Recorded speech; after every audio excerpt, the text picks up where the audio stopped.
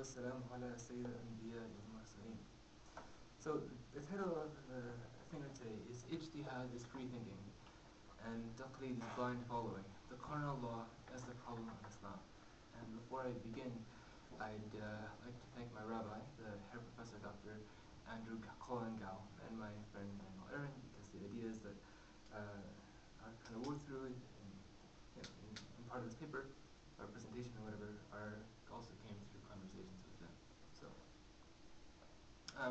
So basically in the presentation, there's different strands that kind of come together, and I'll work through some of them systematically, and others I won't. So I'll just hang that from the get-go. So the first one is that the assumption in much of Western media today is that Islam is scary, right? The image of Muslims as like these crazy fundamentalists and swarthy turbans and like scimitars and stuff, and their counterparts are Indian women in burqas and niqabs, kind of news items and so on.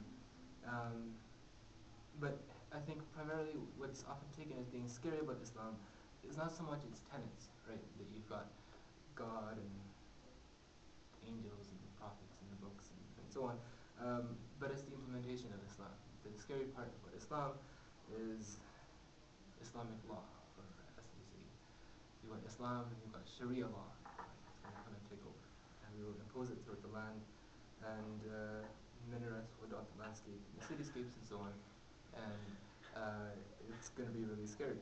So I think, again, basically the point that I'm trying to make is that when people say that Islam is scary, or when that's the perception, it's not so much the items of belief, or even so much about personal practice of the prayers and so on, or the fasting, but it's about specifically Islamic law that is what's scary, or the public presence of Islam in the public sphere.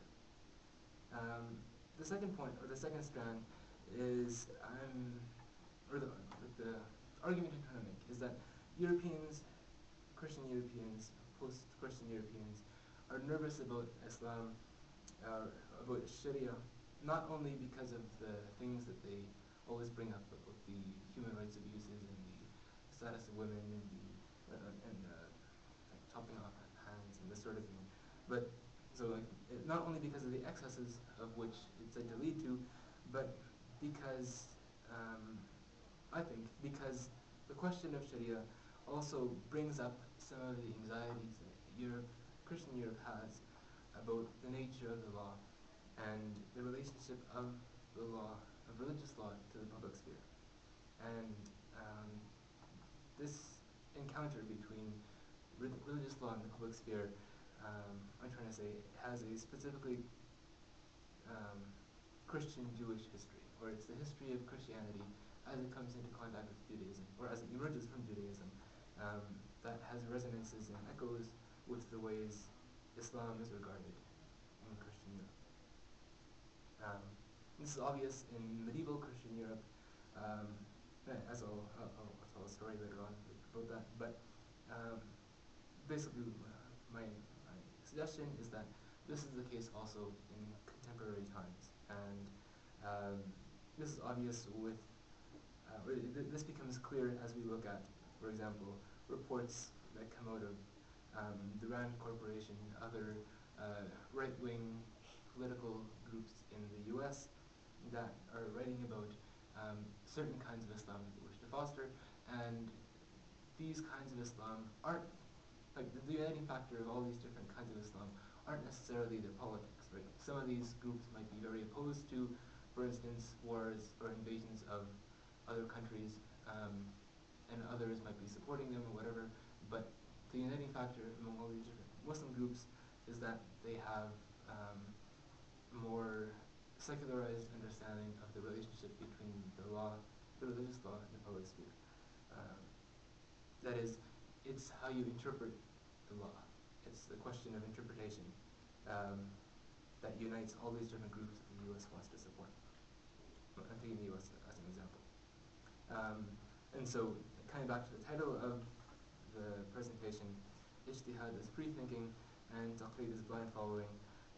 It's through this encounter between religious law in the public sphere, that certain elements get flattened out, certain meanings of certain words get reinterpreted, and for example, ijtihad becomes known as pre-thinking, or that's what's understood like the exercise of reason, as opposed to a legal technique of jurisprudence, and taqlid becomes understood as blind following, or a non-reflexive kind of simply accepting authority as opposed to accepting precedent within a given legal tradition.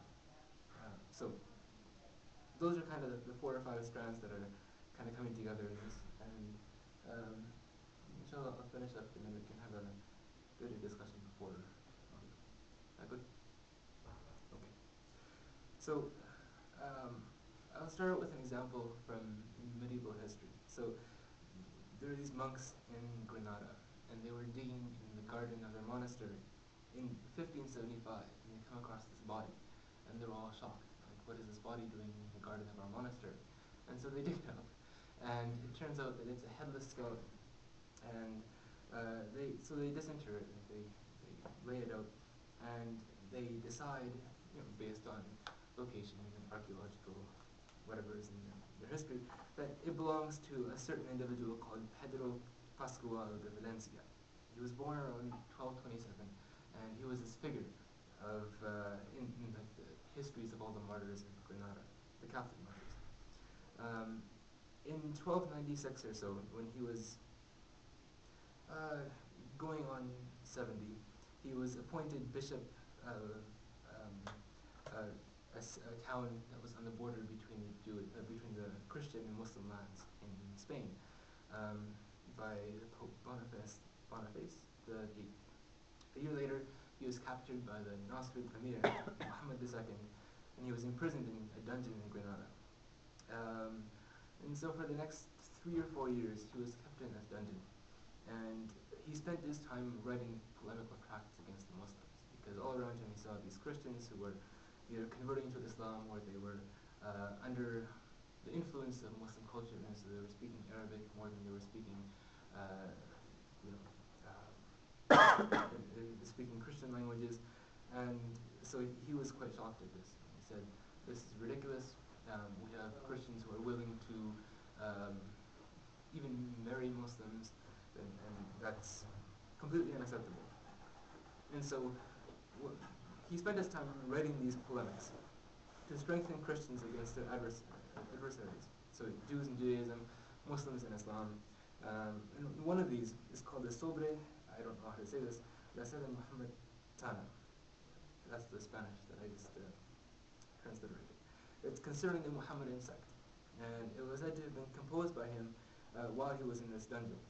So he says it's intended as a defense of Christianity in the face of alarming Christian apostasy to Islam, and as a painted rejoinder to those Christians who are basically